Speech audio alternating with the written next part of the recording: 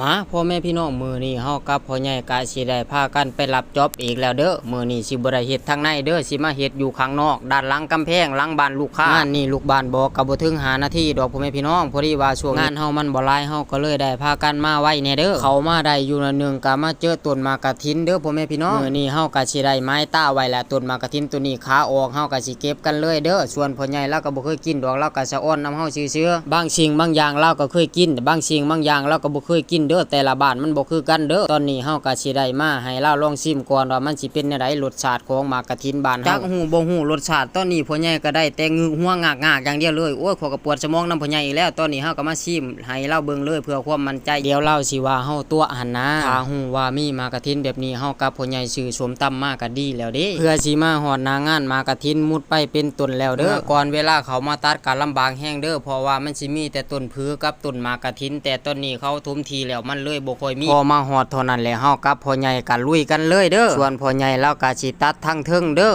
ส่วนเฮาก็สิตัดทั้งลุ่มเพราะว่าพ่อใหญ่เรามีบันไดนั่นซำนี้เฮากับพ่อใหญ่บอกว่าสบายมากเลยบ่ได้เมื่อยปานใดเมื่อยแต่ว่าเฮาย่างเข้ามานี่แหละมันไกลเกินใช้เวลาตัดก็ประมาณ10นาทีนี่ล่ะเด้องานนี้เฮากับพ่อใหญ่ก็เป็นงานตัดพี่เด้อบ่ได้เงินพอบาทบางบ้านเขาก็จ้างบางบ้านเขาก็บ่ได้จ้างเด้อแล้วแต่บางคนแต่งานพี่ก็เฮ็ดเหมือนงานจ้างเด้อเฮากับพ่อใหญ่เต็มที่ทุกงานอยู่แล้วเด้อตัดออกหมดแล้วอยู่กำแพงยังเหลือแต่อยู่หลังคาเฮาก็ได้บอกให้พ่อใหญ่ลงมาจับบันไดโลดแล้วเฮาก็ขึ้นเองดีกว่าเพราะว่าเฮาขึ้นมันง่ายกว่าพ่อใหญ่ขึ้นเด้องานพี่ยังซ้ำนี้งานจ้างสิซ้ำใดถ้าเป็นงานจ้างพ่อใหญ่ถอนหดหากต้นไม้ออกมุดพุ่นแล้วตอนนี้ก็ตัดเสร็จแล้วเรียบร้อยเฮากับพ่อใหญ่ก็สิเก็บบันไดกับเครื่องมือเมื่อละเด้อบาดนี้จบแล้วงานนี้